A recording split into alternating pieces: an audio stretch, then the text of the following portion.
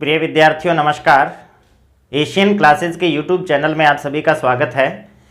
इस चैनल के माध्यम से हम अध्ययन कर रहे हैं कक्षा 12 अर्थशास्त्र विषय अध्याय 7 चल रहा है उत्पादन की अवधारणा। प्रिय विद्यार्थियों, गत क्लास में हमने अध्ययन किया उत्पादन की परिभाषा, कुल उत्पादन, सीमांत उत्पादन एवं औसत उत्पादन की परिभाषाएं एवं उनके सूत्र। पुनः एक बार हम इनके सूत्र को रिमाइंड कर लेते हैं। यदि एग्जाम में प्रश्न आता है 1 नंबर का कि कुल उत्पादन का सूत्र लिखिए, तो आप इन दोनों में से कोई भी एक सूत्र लिख सकते हो। पहला सूत्र हमने अध्ययन किया था टीपी बराबर सिग्मा एमपी, अर्थात सभी एमपी का योग। अलग अलग उत्पादन की जो साधनों की इकाइयां हैं, प्रत्येक इकाई के द्वारा किए जाने वाले उत्पादन का यदि योग कर दिया जाए तो हमारे पास कुल उत्पादन हमें प्राप्त हो जाएगा। दूसरा सूत्र हमने लिखा था एपी गुना श्रम संख्या।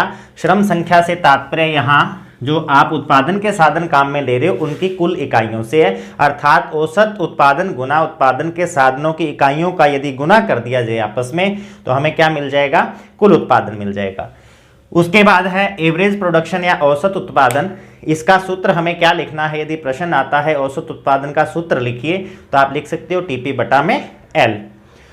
और लास्ट आता है सीमांत उत्पादन।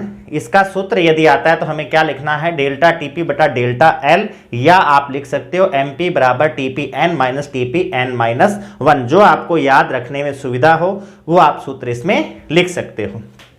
अब हम चलते हैं एक सारणी का सवाल हल करते हैं। परीक्षा में कई बार सवाल आ जाता है कि कुल उत्पादन से औसत उत्पादन निकालिए या औसत उत्पादन से सीमांत उत्पादन निकालिए। इस प्रकार से एक टेबल बनी हुई आ जाती है, बीच में से कुछ मानों को खाली छोड़ दिया जाता है, वहां आपको मान निकाल करके भरना होता है। तो हमें ये टेबल करनी आनी चाहिए कि किस प्रकार से कुल उत्पादन से औसत उत्पादन निकाला जाता है और किस प्रकार से कुल उत्पादन से सीमांत उत्पादन निकाला जाता है। चलिए हम चलते हैं इस टेबल को, इस सवाल को हल करते हैं। यहाँ पर हमने 4 कॉलम लिए हैं। सबसे पहला कॉलम श्रम मतलब उत्पादन के साधनों की इकाइयाँ हैं। 1, 2, 3, 4 और 5 ये क्या है? ये लेबर की संख्या है, अर्थात उत्पादन के साधन की इकाइयां हैं। कुल इसमें हम 5 उत्पादन के साधन एक एक करके हम क्या करते जा रहे हैं? बढ़ाते जा रहे हैं। प्रारंभ में 1 इकाई को काम पे लगाया गया है, अर्थात 1 ही श्रमिक है। उसके बाद 1 से 2 किए गए हैं, उसके बाद 2 से 3, 3 से 4 और 4 से 5। अर्थात जैसे जैसे हम नीचे की ओर जा रहे हैं तो एक एक इकाई है जो कौन सा उत्पादन का साधन वो बढ़ाया जा रहा है। और कौन सा उत्पादन का साधन? हमने लेबर को लेके चले हैं, परिवर्तनशील साधन के रूप में श्रम को लेके चले हैं। ये कॉलम है कुल उत्पादन का, अर्थात जब एक इकाई एक श्रमिक को काम पे लगाया जा रहा है तो कुल उत्पादन उसके द्वारा 20 यूनिट्स का उत्पादन किया जा रहा है। अब जब श्रमिकों की संख्या 1 से बढ़ाकर 2 की जा रही है तो कुल उत्पादन कितना हो जाता है? 38 या 38 हो जाता है। इसी प्रकार से जब 3 इकाइयों या 3 श्रमिकों को काम पर लगाया जाता है तो उनके द्वारा कुल 54 यूनिट्स का उत्पादन किया जाता है। यूनिट से तात्पर्य यहाँ वस्तु की इकाइयों से है। एक्स वाई जेड किसी भी वस्तु का, वो हो सकता है वो कुर्सियां बना रहे हैं, हो सकता है वो टेबल बना रहे हैं, कोई भी एक्स वाई जेड जिस वस्तु के उत्पादन में वो संलग्न है उनकी ये कुल इकाइयों की संख्या है जो उनके द्वारा उत्पादन किया जा रहा है। अब जैसे ही आप श्रमिकों की संख्या 3 से 4 होती है तो कुल उत्पादन कितना हो जाता है? 60 इकाइयां। और जब श्रमिकों की संख्या 4 से 5 हो जाती है तो कुल उत्पादन कितना हो जाता है? 65 इकाइयां। अब हम चलते हैं कुल उत्पादन से औसत उत्पादन कैसे निकाला जाता है। फॉर्मूला हमारे पास है, औसत उत्पादन होता है टीपी बटा में एल, अर्थात कुल उत्पादन बटा में लेबर। अब देखिए, जब आप प्रथम इकाई की बात करते हो तो यहाँ कुल उत्पादन कितना है? देखिए 20 है। एपी निकालेंगे तो कैसे निकलेगा? 20। और ये जो 20 इकाइयों का उत्पादन किया जा रहा है इसके लिए साधनों की संख्या कितनी है? 1 है, अर्थात औसत उत्पादन कितना हुआ? 20 हुआ। अब हम चलते हैं इस कॉलम पर। यहां से देखिए कुल उत्पादन कितना है? फॉर्मूला सेम ही रहेगा पूरे मान निकालने के अंदर। औसत उत्पादन है कुल उत्पादन बटा में इकाइयों की संख्या। कुल उत्पादन कितना है? 38 या 38 है। 38 इकाइयों का या 38 यूनिट्स का उत्पादन करने के लिए साधन कितने काम में लिए गए हैं? 2 साधन काम में लिए गए हैं, अर्थात 38 बटा में 2 कितना आ जाएगा? 19। यदि आप उस उत्पादन के लिए 2 उत्पादन के साधनों की इकाइयों को काम में लेते हो तो प्रति इकाई औसत उत्पादन कितना आ गया? 19 आ गया। अब चलते हैं हम तीसरे पे। टोटल प्रोडक्शन या कुल उत्पादन कितना है टीपी? 54 है। कब? जब उत्पादन के साधन 3 काम में लिए जा रहे हैं। तो कितने हैं उत्पादन के साधन? एल का मान कितना है? 3 है। कितना रह गया? 18 आ गया। औसत उत्पादन कितना आ गया? 18 आ गया। इसी प्रकार से जब कुल उत्पादन 60 है उस समय उत्पादन के साधनों की इकाइयां कितनी है? 4 है। तो ये आ जाएगा 60 बटा में 4, कितना आ गया? 15 औसत उत्पादन। और जब उत्पादन के साधनों की इकाइयां 5 काम में ली जा रही हैं, कुल उत्पादन कितना है? 65 या 65 है। 65 के बटा में कितना आ जाएगा? 5, अर्थात कितना आ गया? 13 आ गया। तो इस प्रकार से हमने क्या निकाला है? एवरेज प्रोडक्शन निकाला है। समझ आ गया होगा मेरे ख्याल से। अब मान लीजिए आपको सवाल आता है कि उसने एक ये वाला मान और एक ये वाला मान खाली छोड़ दिया है, बाकी सारे दे दिए गए हैं, और आपसे पूछा जाता है कि एपी का मान निकालिए, ये वाला, या यहाँ पर ये ना दिया जाए, आपको डैश लगा के छोड़ दिया जाए कि टेबल को फिल कीजिए या ये मान निकालिए, 2 नंबर का सवाल आ जाता है। मान लीजिए इस प्रकार से दे दिया जाए आपको, बाकी सारे मान भरे हुए दे दिए जाएं, इस प्रकार से यहाँ पर डैश लगा मिले, इस मान को निकालिए। तो हमें पता है कैसे निकालना है कि ये हल किया हुआ नहीं दिया जाए, सीधा ऐसे मान लिखे हुए होंगे। तो हमें पता है कैसे निकालना है। एपी बराबर टीपी बटा में एल से निकालना है। आपको ये फॉर्मूला यहाँ पर लिखा हुआ नहीं मिलेगा एग्जाम के अंदर, सीधा लिखा मिलेगा श्रम, कुल उत्पादन, औसत उत्पादन और सीमांत उत्पादन। मैंने यहाँ इसलिए लिख दिया है कि हमें निकालने में थोड़ी आसानी रहती है, हमारे पास फॉर्मूला होता है तो। लेकिन परीक्षा में आपको लिखा हुआ नहीं मिलेगा, ये आपको याद करना पड़ेगा कि औसत उत्पादन किस प्रकार से निकालते हैं, सीमांत उत्पादन किस प्रकार से निकालते हैं। अब मान लो इस प्रकार से टेबल दी है और आपको ये 2 मान पूछे जाते हैं एवरेज प्रोडक्शन के, तो हमें फॉर्मूला याद होगा। क्या करना है हमें? उसके संगत जो कुल उत्पादन का मान है और उसके संगत जो लेबर का मान है इकाइयों का, उससे हमें निकालना है। ठीक इसी प्रकार से इसको भी आप निकाल दोगे और आपको ये हल करके दिखाना यहाँ कोई आवश्यकता नहीं है, आप सीधा मान रफ वर्क में कहीं पर के निकाल करके और यहाँ लिख सकते हो। अब हम चलते हैं सीमांत उत्पादन पे। सीमांत उत्पादन के कॉलम में भी हमने यहाँ फॉर्मूला लिख लिया है, परीक्षा में आपको लिखा हुआ नहीं मिलेगा, सीधा सीमांत उत्पादन टेबल में कॉलम में आपसे पूछेंगे कि सीमांत उत्पादन निकालिए। कैसे निकालते हैं सीमांत उत्पादन? फॉर्मूला है एमपी बराबर TP N minus TP N minus 1। यहाँ एन क्या है? यहाँ एन अंतिम वो इकाई है लेबर की जिसकी हमें सीमांत उत्पादन निकालना है। जैसे जब हम पहले कॉलम के लिए, पहली रो के लिए निकालेंगे, पहली पंक्ति के लिए निकालेंगे, तो उत्पादन के साधनों की इकाइयां कितनी है? 1 है। अर्थात टीपी एन की जगह एन क्या है? 1 है। और टीपी एन माइनस 1, क्योंकि ये पहली इकाई है तो एन माइनस 1 वो तो कोई इकाई है ही नहीं। तो सबसे पहले आता है पहला मान। देखिए एमपी का पहला मान कैसे निकालेंगे? टोटल प्रोडक्शन एनवी इकाई पे, एनवी इकाई कौन सी है? पहली इकाई है। पहली इकाई पर कुल उत्पादन कितना है? 20 है। अब इसमें से घटाना क्या है? टीपी एन माइनस 1, अर्थात 1 माइनस 1 0 हो गया, क्योंकि इससे पहले कोई कुल प्रोडक्शन का मान है ही नहीं। तो 20 में से क्या घटेगा? 0 घटेगा, अर्थात पहली इकाई का सीमांत उत्पादन कितना है? 20 है। अब हम चलते हैं दूसरी इकाई पे। दूसरी इकाई में भी सेम वही फॉर्मूला, एमपी बराबर TP N minus TP N minus 1। यहाँ टीपी एन से क्या तात्पर्य है? एन से तात्पर्य दूसरे के लिए होगा 2। तो दूसरी यानी एन का मान क्या है? 2। और जब लेबर की 2 इकाइयां काम में ली जा रही है तो कुल उत्पादन कितना है? 38 है। अर्थात टीपी एन का मान कितना रख देंगे? 38। दोबारा से समझिए, एन क्या है? आप जितनी लेबर की इकाइयों की बात कर रहे हो, चूंकि दूसरी पंक्ति के लिए एन का मान कितना है? 2 है। तो अर्थात दूसरी इकाई के समक्ष कुल उत्पादन कितना है?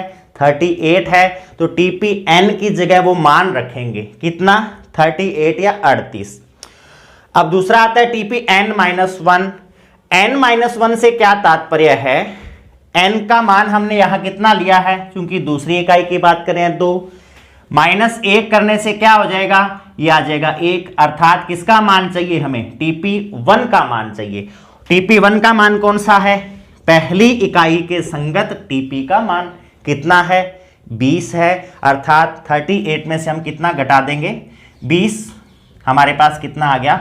18, अर्थात जब आपने लेबर की इकाइयां 1 से बढ़ाकर 2 की तो दूसरी इकाई का उत्पादन में योगदान कितना है, 18 यूनिट्स का है।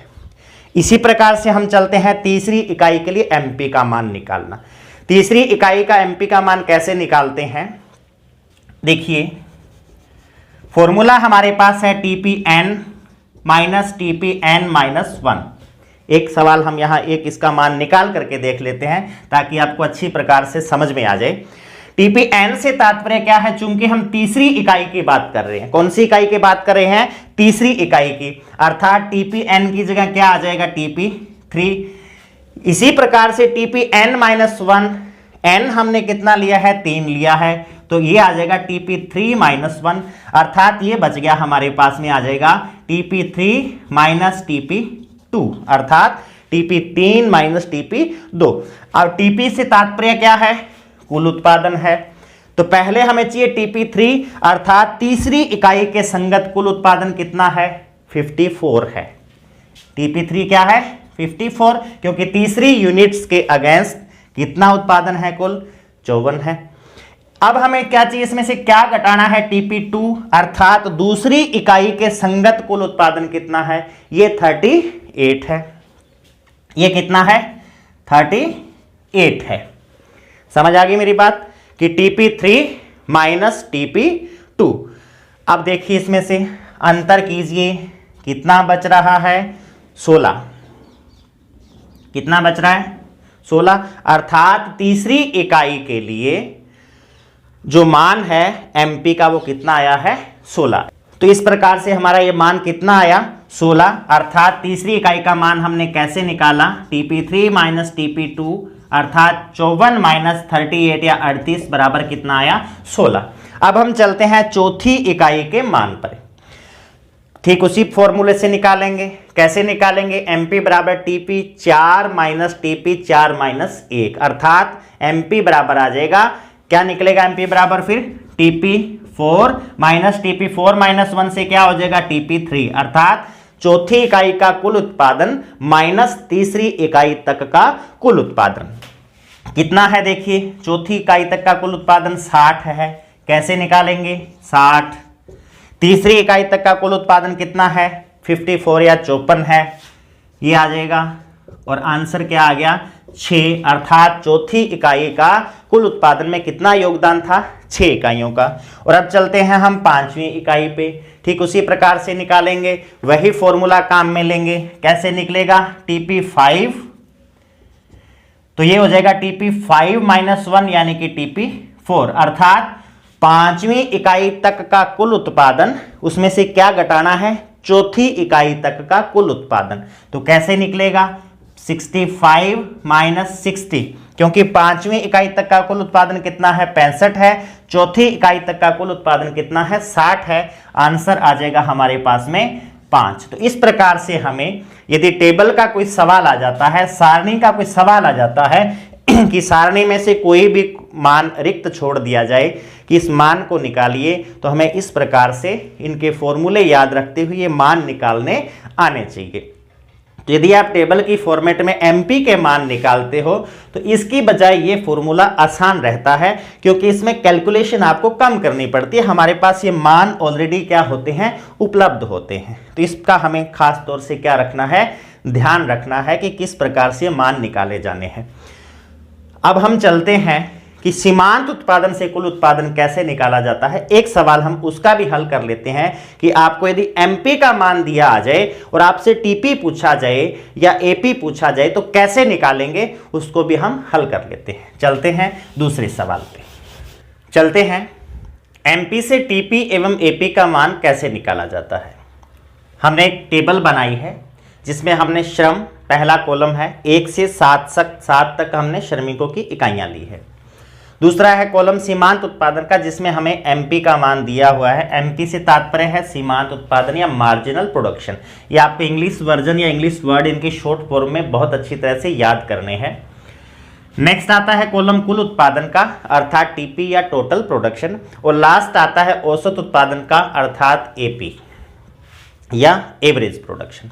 चलते हैं हम कैसे निकालेंगे टीपी। हमने टीपी का फॉर्मूला पढ़ा था, टीपी बराबर होता है सिग्मा एमपी, अर्थात जिस किसी स्पेशल इकाई तक, उत्पादन की इकाई तक हम कुल उत्पादन ज्ञात करना चाहते हैं, उससे पहले वाला सारा यदि सीमांत उत्पादन जोड़ दिया जाए तो हमारे पास क्या प्राप्त हो जाएगा, कुल उत्पादन, अर्थात एमपी का योग ही क्या कहलाता है, टीपी कहलाता है। सिग्मा एमपी से तात्पर्य इनका योग या जोड़ है।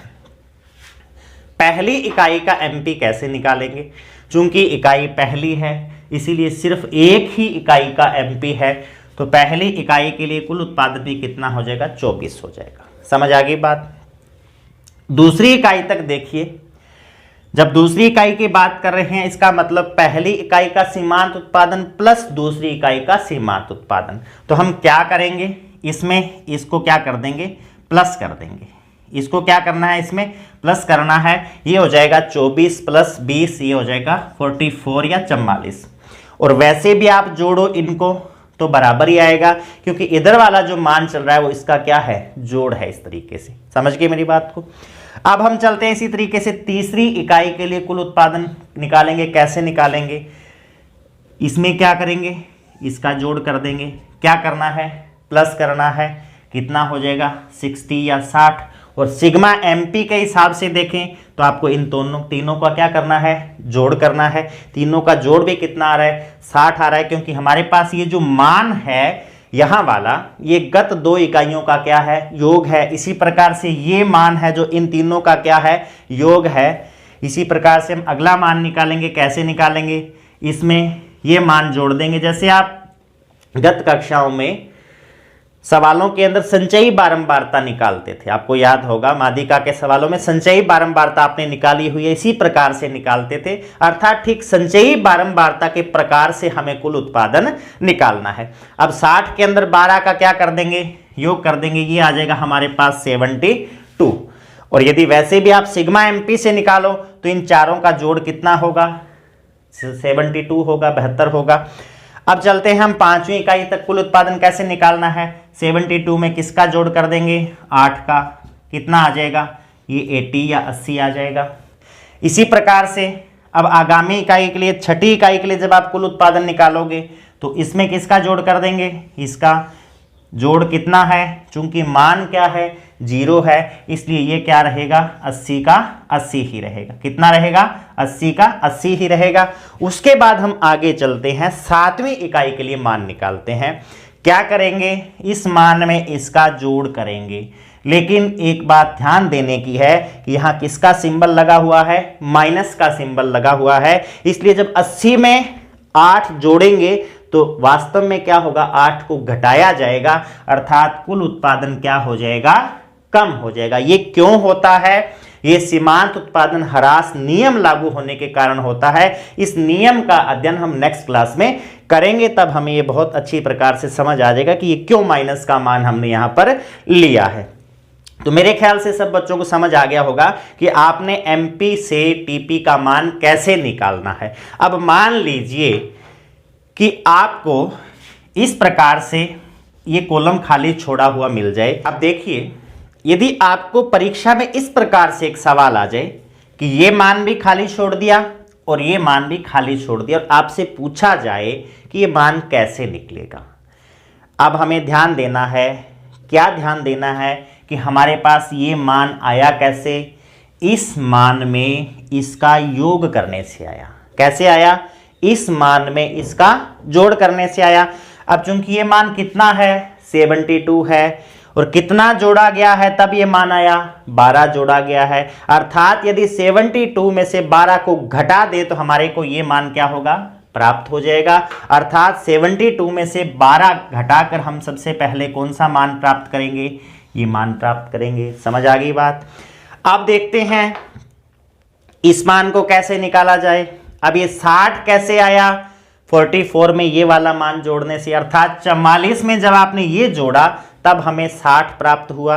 अब इसको कैसे निकालेंगे, यदि 60 में से 44 को घटा दिया जाए तो हमारे पास ये मान प्राप्त हो जाएगा। अब हम 60 में से जब 44 घटाएंगे तो हमारे पास ये मान प्राप्त हो जाएगा, कितना, 16। तो इस प्रकार का भी हमें सवाल आ सकता है कि वो एमपी और टीपी के कुछ मान को रिक्त छोड़ दे और आपसे पूछा जाए कि टीपी का मान कितना आएगा, एमपी का मान कितना आएगा। तो इस प्रकार से आपने उस सवाल को क्या करना है, हल कर लेना है। अब हम चलते हैं औसत उत्पादन पे। एपी का फॉर्मूला होता है टीपी बटा में एल, हमने भली प्रकार से पढ़ा है। पहला टीपी का मान कितना है 24 और 24 के संगत श्रम की इकाइयां कितनी हैं 1, अर्थात पहला उत्पादन जो औसत उत्पादन होगा 24 बटा में 1 अर्थात कुल उत्पादन बटा में श्रम की इकाइयां कितना आ जाएगा 24 आ जाएगा। दूसरा मान देखिए कैसे निकलेगा, टीपी बटा में एल, दूसरी इकाई पर टीपी का मान कितना है 44, इकाइयां कितनी है 2, हल कैसे करेंगे 44 बटा में 2 ये आ जाएगा 22। इसी प्रकार से तीसरा मान देखिए कुल उत्पादन कितना है, क्योंकि फॉर्मूला क्या है टीपी बटा में एल, मान कितना है 60, साधन कितने हैं 3, औसत कैसे निकलेगा कुल उत्पादन बटा में साधनों की संख्या ये आ जाएगा हमारे पास 20। इसी प्रकार से चौथी इकाई पे देखिए कुल उत्पादन कितना है 72 या 72 और इकाइयां कितनी है 4, कैसे निकलेगा 72 बटा में 4 ये हमारे पास आ जाएगा 18। उसके बाद देखिए कैसे निकलेगा, कौन सी इकाई है पांचवी इकाई पर कुल उत्पादन कितना है 80, कैसे निकलेगा कुल उत्पादन बटा में इकाइयों की संख्या अर्थात 80 बटा में क्या आ जाएगा 5, ये मान हमारे पास आ जाएगा 16। इसी प्रकार से ये दोनों मान भी हम निकाल लेंगे, ये मान भी 80 बटा में 6 से आ जाएगा और अंतिम मान भी कैसे आएगा 72 बटा में 7 से आ जाएगा। तो ये था हमें टेबल के रूप में यदि सवाल आते हैं तो उनको हमें किस प्रकार से हल करना है। हमने पहले एमपी निकाला, एपी निकाला, दूसरे सवाल या टेबल के अंदर हमने एमपी से टीपी और एपी निकालना सीखा है। तो इस प्रकार से यदि आपको सवाल आते हैं तो इनकी हमें क्या करनी है, अभ्यास करना है, प्रैक्टिस करनी है, ताकि ये सवाल हमारे गलत ना हो। सबसे बड़ी बात कि हमें क्या याद होना चाहिए, फॉर्मूला याद होना चाहिए। तो आज की क्लास में बस इतना ही, बाकी हम नेक्स्ट क्लास में करेंगे। धन्यवाद।